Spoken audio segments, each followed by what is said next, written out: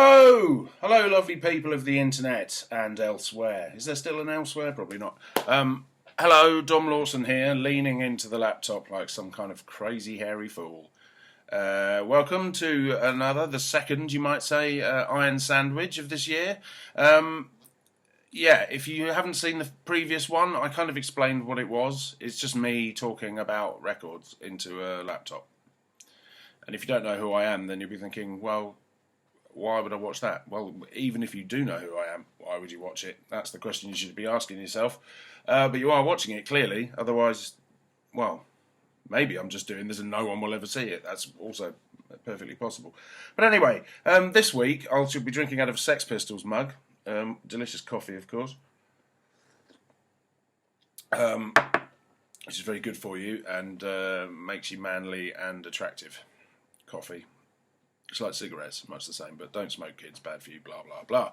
Right, so this week I'm going to talk about, I'm not going to review a record, because apparently there aren't any records this week. Instead, I'm going to talk to you about my favourite festival, which is taking place in a couple of weeks' time. You may be familiar with it if you're a fan of the heavy metal music, and it's called Bloodstock, or Bloodstock Open Air, which is accurate, as well as a good name for a festival. Yes. Why do I love blood? Well, what I'm going to do, before I start waffling on about why I love Bloodstock, which of course will be tedious for everyone, so you can switch off. Still here? Good. What I was going to do, I'm going to give you 3 picks for each day. That's my plan, because otherwise we'll be here all fucking night, and that would be dreadful. 3 picks for each day. 3 bands that I recommend you go and see if you're going to Bloodstock. And of course, if you're not going to Bloodstock, then none of this will mean anything. But why aren't you going to Bloodstock? Weirdo. Firstly, why do I love Bloodstock? Right, okay, I'm not dissing any other festivals. I enjoy lots of the festivals that I've been to. You know, I've rarely been to a festival and not had a good time because I'm an alcoholic. But really, Bloodstock stands out for me, even above, I've had some brilliant moments, I mean, I fell in love with Roadburn very recently, and that's an amazing festival, but Bloodstock, for me, there are, I think, 3 reasons. I haven't thought this through, but I'm guessing there are 3 reasons. Hopefully they'll come to me as I'm talking. I'm going to go for 3 reasons why Bloodstock is my favourite festival. 1, the lineup. Because I think the wonderful thing about Bloodstock is that, yes, of course, when it began, it was more traditional heavy metal based. There were more power metal and symphonic metal bands. There was a lot of that stuff, and not so much of what you might term modern metal, whatever that fucking means. And more commercial bands, which is a really weird distinction to make, because to my ears, a band like Stratovarius, for instance, with their incredibly catchy melodies, are actually way more commercial and easy on the ear than Lamb of God. But, what the fuck do I know? So there's that. I think the lineup is brilliant. It represents, especially now, it represents the great diversity of the metal scene, which is really important, because people think that, if you don't know anything about metal, you probably think it all sounds the same, don't you? When, of course, there are hundreds of different, varieties, and most of them are represented at Bloodstock, but not, of course, the stuff that I don't like, and I'm not even going to go into that. But it's, it's a festival for people who identify as metalheads. It's not. There's nothing wrong with big mainstream festivals. Download's a great festival, but it caters for pop punk fans, and it caters for people who go to 2 gigs a year, and who like David Grohl. That's the reality of mainstream festivals, and that's not to disrespect anyone who goes or anyone who organises it. Hello, Andy. But it's a different thing. It's aimed at a mainstream audience. Bloodstock isn't. It's aimed at heavy metal fans, and the idea that heavy metal fans are generally narrow-minded always winds me up, because I find it the opposite to be the case. But obviously there are plenty of narrow-minded people around. But also there are lots of metal fans lots of people who may well have hugely diverse taste in music, and I include myself in that, because it's the kind of arrogant thing I would say. But who want to go to a festival where there's just loads of heavy metal bands, of various descriptions, and none of this kind of halfway house metalcore stuff, which is fine, and there are bands that do that I like, but it's just nice to have a festival where, after you're going to get a whole bunch of bands that that are unashamedly heavy metal with all the cliches that goes with it. And there's a massive crowd of people that love every second of it, and that is such a joyous thing, you know. Anyway, so the lineup, that's the first reason. Second reason I love Bloodstock is it's in August, so the weather's generally better than most other festivals in this country. You know, if anything, I mean, I had a good time at certain points at Download this year, but a lot of the rest of the time I was standing in a foot of shit and feeling quite damp and unpleasant. So, you know, and not in the usual way that I would at a festival. So, you know, it's as much as I love Download, Bloodstock wins on that one because August generally, I mean, there's sometimes bad weather at Bloodstock, but I've yet to be at one that's been a write-off. It also helps, of course, that the site, the Catton Park, is flat for the most part. So there's no kind of, you know, tsunamis of shit coming down and ruining people's weekend. You know, it's even if it does get muddy, it's going to be perfectly doable, you know, and your stuff's not going to get wrecked and you're not going to end up face first in a load of mud. Well, you might, but that'll be your own fault, I imagine. Can't recommend coffee highly enough, by the way. Yes, so that's brilliant. The site's great, the weather's great. That's a winner. And the third reason, and I have thought of it now, which is handy. The third reason why I love Bloodstock so much is the atmosphere. Now, I know it's very much an individual thing. It's very personal, you know. Some people like to be at a really rowdy festival full of normals, where everybody's kind of a bit edgy and, you know, people have done too much Charlie in the bogs. You know, that's great, fine if you like that kind of thing, but not really my vibe. Bloodstock, however, it's the heavy metal community. There it is, you know, like there are the, you know, old farts like me wearing fucking, you know, UFO t-shirts and whatever, and that's fine. There's an awful lot of people that are massively into their power metal and symphonic metal because you can see the t-shirts, you know, Sabaton t-shirts, Nightwish t-shirts, all that. There's all the death metal and black metal kids, you know, there's everybody that identifies as a metalhead, and that means so many different things. But it's just so friendly at Bloodstock, you know, it's lovely. I haven't taken my children there because that would be intolerable for everyone, but especially for me. But at some stage, you know, that would be the festival I would want to take them to, as long as they don't decide they absolutely hate metal, which will be problematic, but I can write them out of my will, it's fine.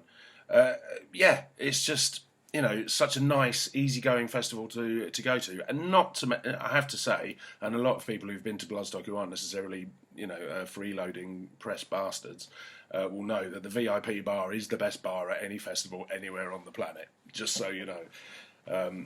You know, I'm not a real ale drinker particularly, but there's a hell of a lot of choice on that score. But even for a lowly cider drinker like myself, the choice of mind-bending potions is really quite something.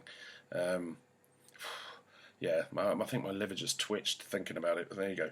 So, those are my reasons why Bloodstock's great. You probably know all of that already because doubtless you're a fan of the heavy metal and you've been before.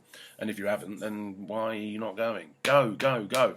Right, so I've got the app up, not the app, the website up on my phone because I'm not, you know, I don't put that much effort into this and I don't want to spoil the magic or anything, but I'm literally just reading the shit off my phone, and if the battery runs out or I accidentally hit the wrong button and I end up buying myself a ticket to Bloodstock while I'm talking to you, then I make no apologies.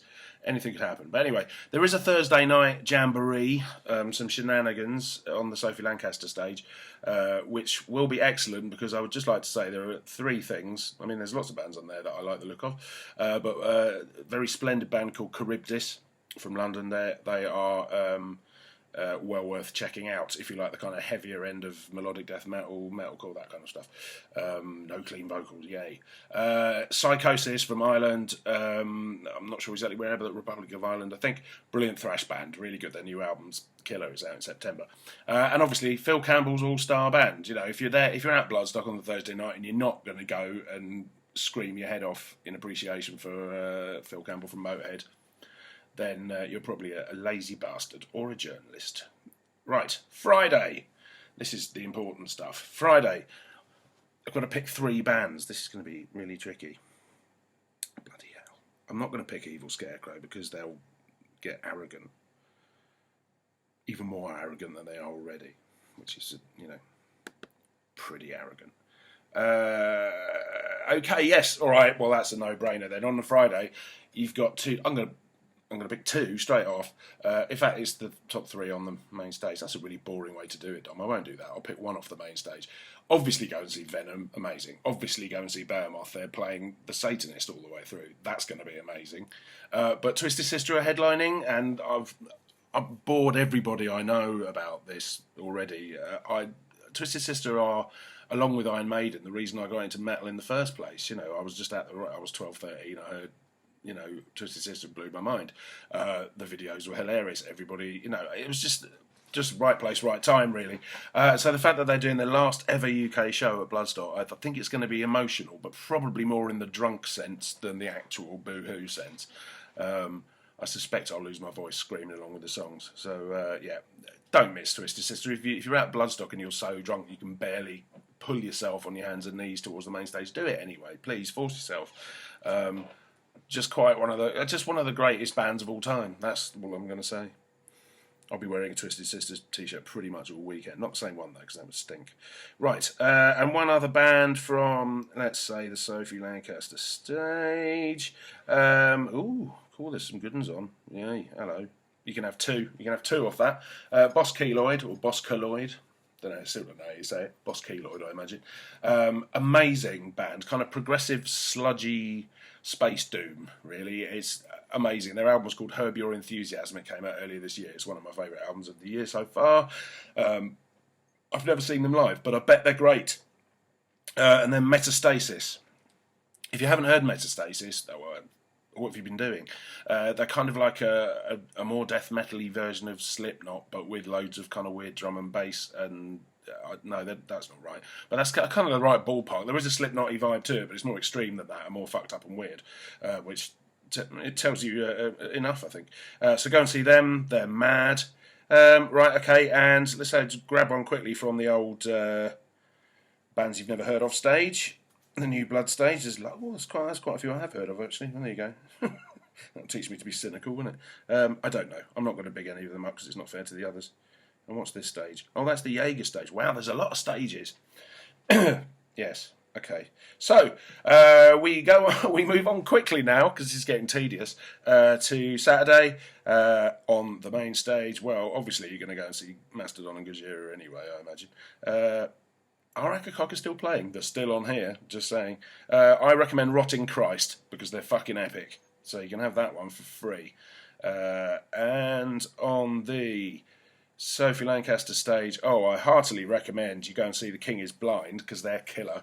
If you saw them at Download, you'll know what I mean. That was the most fun, frankly. Evil fun, but fun nonetheless. And also go and see Shining, because there's not much sax at Bloodstock. That's basically your one-stop shop for all saxophone needs at Bloodstock this year. And, okay, quickly, God, this is so boring. And actually, the sad thing is that people will actually, you're watching this. You're watching it all the way through, just in case I say something funny at the end. Seems unlikely at this point, to be honest. But anyway, the main stage on Sunday, obviously you're going to go and see Slayer. Go and see Satyricon. That's my pick of the day, really. They're playing Nemesis Divina all the way through. It's a classic album. It's never going to happen again, certainly not in this country. And, Satyricon are killer. That's really, I've run out of... The problem is, you pick a load of bands off the bill and go and see them because they're really good. I could give you specifics, but, for fuck's sake, it's a festival. What else have you got to do? Buy a large hat. Come on. Sophie Lancaster stage on the Sunday. Goat Whore headlining, amazing. Yes, there you go. There's two straight off the bat. Well, three. Firstly, Divine Chaos. You probably can't see this t-shirt because it's a bit dark at the moment, but Divine Chaos, amazing band. Go and check them out if you like the heavy metal. Whispered from Finland. They're Finnish, but they kind of do a Japanese samurai thing. Bit weird, amazing, ridiculously kind of like melodic death metal meets symphonic power metal. Who knows?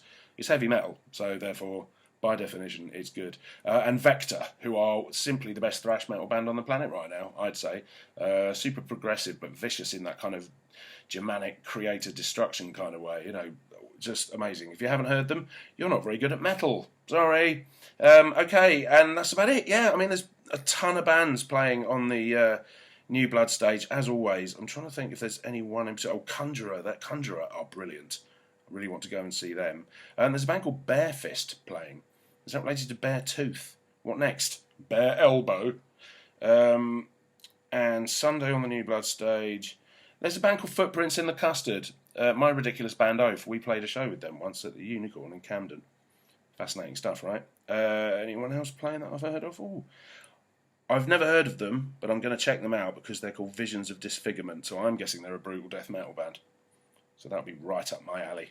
Right, so there you go, folks. That is literally 15 minutes plus of a man rambling aimlessly about Bloodstock. If you're not going to Bloodstock, ha ha, unlucky you. If you are going to Bloodstock, I'm not going to say see you there, because hopefully you won't see me there, and hopefully I'll be able to enjoy myself. Not have to have conversations with people I don't know. But, you know, fuck me, what a brilliant festival. Amazing lineup. Fear Factory are playing as well. Fear Factory. That's, I mean, you know, if the sun's out and the weather's good, it's just going to be fucking great.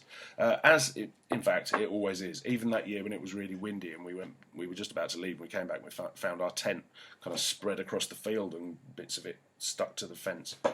That was good times. Right, I'm going to go away now. Too much coffee. Lovely. There'll be another one of these, hopefully next week. So who knows what I'll be talking about? I certainly don't. Cheers, folks. I'm going to press the button now. Bye.